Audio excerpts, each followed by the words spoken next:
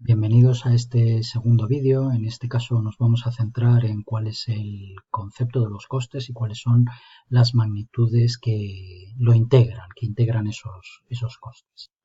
Aquí podéis ver un poco cuál es el contenido del vídeo, es decir, vamos a repasar eso, vamos a entrar en el concepto de coste y bueno, vamos a ver las diferentes clasificaciones de costes que hay, que no son pocas. Por un lado, las actividades o los conceptos, las magnitudes de la contabilidad general que están más relacionados con la contabilidad de gestión, pues son los ingresos, los gastos y los resultados. Respecto a los gastos, quiero recordaros que no todos los gastos pueden ser considerados como costes. Había una serie de razones para ello, es decir, hay algunos gastos que realmente lo que son minoraciones de ingresos en lugar de auténticos gastos, como son las devoluciones que se pueden producir de las ventas que ha realizado una compañía. Luego hay gastos que no contribuyen realmente a las actividades de explotación de la empresa y que por tanto no son relevantes a efectos de la contabilidad de gestión, como pueden ser, como comentaba, los gastos o las inversiones que se están realizando de la cartera de valores. Luego hay gastos que el gasto hace referencia al momento de adquisición, ¿vale? Mientras que el coste, que es lo que a nosotros realmente nos interesa, hace referencia no al momento en el que se adquirió la materia prima, sino al momento en el que la materia prima se utiliza para la producción, es decir, el momento en el que se produce el consumo. De tal forma que hasta que no se produce ese consumo de la materia prima, en este caso, no podríamos decir que sí que hay un gasto, pero que no hay un coste. Ese coste aparece en el mismo momento en el que la materia prima pasa a ser consumida. Y luego también hay una serie de gastos que evidentemente, como decía el otro día, o en otro vídeo, pues no dependen estrictamente de la función productiva de la empresa. Hay que recordar que cuando todos estos gastos que no se contemplan en la contabilidad de costes reciben el nombre de cargas no incorporables y que son completamente neutros a efectos de conocer qué estamos haciendo nosotros desde el punto de vista de gestión en la compañía, pero que los que sí son importantes son aquellos que se convierten en costes, que se incorporan como costes, ¿no? Y ese tipo de gastos se les denomina cargas incorporables. Por otro lado están los ingresos, que básicamente es el precio a valor de mercado de los productos y servicios que se obtienen de un proceso productivo, y evidentemente cuando nos encontramos con que esos ingresos son superiores a los costes que han sido necesarios para poderlos obtener, pues lo que nos encontraremos con que hay un resultado positivo y que si no es así pues estaríamos hablando de un resultado negativo, ¿no? Es decir, que lo que nos encontramos en la realidad es que hay un concepto que es el de gasto de la contabilidad general, del que se parte. Es decir, ese es el concepto de partida. Y luego se llega al concepto de coste de la contabilidad de costes. Hay que decir que no todas las cargas, como comentaba anteriormente, son incorporables, y para que se puedan incorporar a la contabilidad de costes tienen que cumplir tres condiciones. Una primera es que tienen que depender directamente de la actividad propia o normal de la empresa. La segunda es que tienen que depender de la actividad corriente, es decir, que debe corresponder al periodo de cálculo que estamos fijando, que estamos utilizando para nuestra contabilidad de gestión. Y en tercer lugar, además, tiene que tener un carácter habitual u ordinario, es decir, se tienen que producir con regularidad y frecuencia, no puede ser por decirlo de algún modo, un atípico.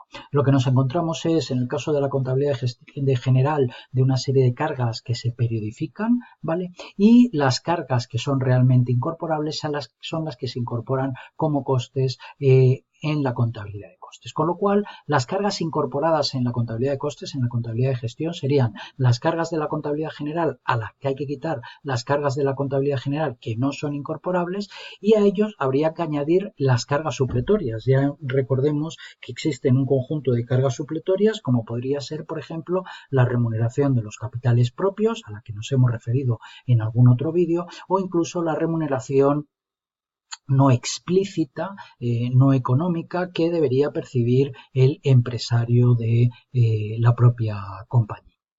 ¿Cuál es el concepto de coste? Bueno, ahí tenéis en negrita una definición, ¿no? Sería la valoración monetaria de los recursos económicos consumidos para un objeto de valoración y un control de una unidad de tiempo.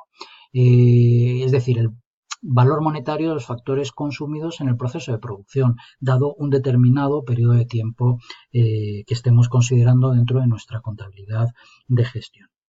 El objeto de coste puede ser prácticamente cualquier operación, unidad organizativa, cualquier tipo de producto. Es decir, que los objetos de coste podría ser o una actividad, o un cliente, o un producto, o un servicio, un departamento, del que nos interese conocer exactamente cuál es ese coste.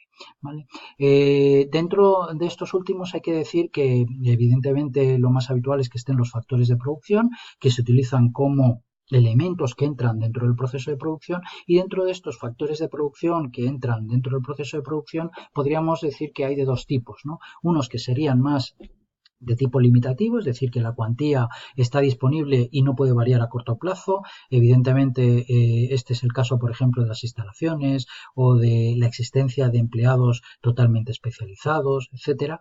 Y hay otros que son adaptativos, donde la cuantía disponible pues varía o se puede adaptar a las necesidades del proceso productivo. Serían más aquellos que son más variables, como por ejemplo las materias primas, la energía, el trabajo no especializado. Hay que decir que existen objetos de coste que tienen carácter de finalista, como podrían ser, por ejemplo, el de los productos o servicios destinados a generar ingresos en la empresa, o hay otros que podrían ser intermedios, como pueden ser las unidades de la organización empresarial, los departamentos que hay dentro de la empresa. Ahí tenéis diferentes ejemplos. Por ejemplo, en el caso de una empresa de marketing, un objeto finalista sería, por ejemplo, el estudio de mercado para, por ejemplo, un determinado laboratorio. Y un objeto de coste intermedio sería la recogida de los datos necesarios para poder realizar ese estudio de mercado. En el caso de una empresa de auditoría, por ejemplo, el objeto de coste finalista sería el trabajo de auditoría final de la empresa para una determinada empresa. Y el objeto de coste intermedio, por ejemplo, serían los viajes que han sido necesarios realizar por parte de la empresa de auditoría a la empresa auditada, ¿no? En el caso de un hotel, pues evidentemente el coste finalista podría ser el coste de una noche, de una pernoctación, ¿vale? Y el objeto intermedio, el objeto de coste intermedio podría ser, por ejemplo, el servicio de lavandería, que es absolutamente crítico para poder llegar a tener ese objeto de coste finalista.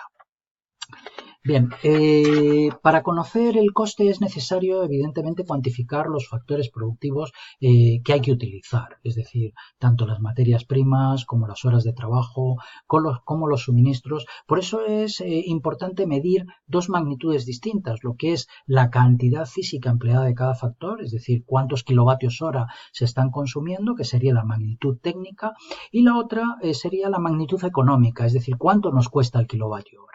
Es decir, para saber cuál es el coste de energía estará compuesto por dos elementos. Por uno, la magnitud técnica, cuánto estoy consumiendo, y por otro, la magnitud económica, cuál es el coste unitario de esa unidad consumida. Esto nos ocurre para muchísimos factores de producción, como puede ser la luz o el factor humano, en el que se consumen una serie de determinadas horas para producir un determinado producto, y luego pues evidentemente hay un coste por hora en el que estamos incurriendo, ¿no? O por ejemplo como pueden ser los locales, que la magnitud técnica serían los metros cuadrados y la magnitud económica pues serían la cantidad de unidades monetarias que cuesta cada metro cuadrado, y así sucesivamente.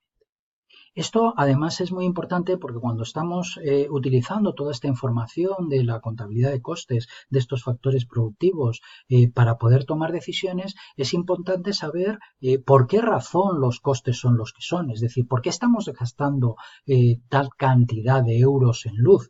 Eso puede ser el resultado de que o el coste unitario del kilovatio es tremendamente alto o estamos gastando más kilovatios hora de los que realmente deberíamos. Eso evidentemente lo que nos va a ayudar es a poder tomar decisiones de gestión de dónde centrarnos para poder pues a lo mejor controlar los costes en los que estamos incurriendo.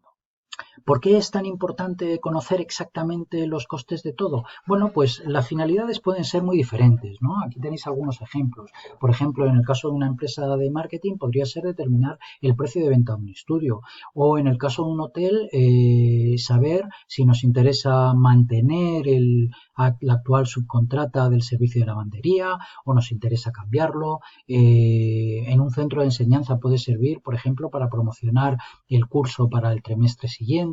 En el caso de una entidad bancaria es importante, por ejemplo, conocer los costes perfectamente en los que estamos incurriendo para obtener los ingresos, para conocer exactamente cuál es el rendimiento, por ejemplo, de una sucursal. Hay que tener en cuenta que los costes o un mismo objeto puede tener distinto coste dependiendo de quién es el sujeto para el que se calcule. ¿Cuál es el coste de un curso? Un curso académico. Evidentemente, el coste del curso académico, ahí podemos decir, pues bueno, son 5.000 euros. Bueno, depende. ¿Es el mismo el coste del curso académico para un alumno que vive en el mismo lugar en el que se está impartiendo que para un alumno que viene desde otra provincia?